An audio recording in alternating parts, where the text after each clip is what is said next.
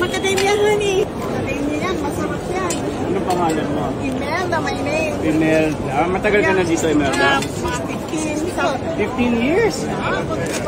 Ang pangalan ng tindahan dito ay Neus. Kaya kung pupunta kayo dito, hanapin niyo si Imelda. Tikman ko ulit ito. Ano yung kinukwento mo kanina? Ano to? Masarap yan. Crema catalana yan. Cinnamon and vanilla yan. This is so good. Ito, hindi mo pa natikman. Masarap. Corn. Corn yan. Corn. Paano pa ako bibili pag nabusog na ako? Ashes naman yan. Hindi na talaga ako bibili. Ang galing magbenta. Hola, senyor. Paparamos. Ang galing magbenta. Oh, di ba?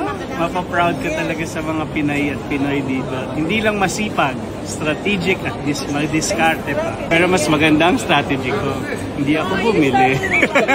Nabusog na ako. Bibili tayo pampasalubong.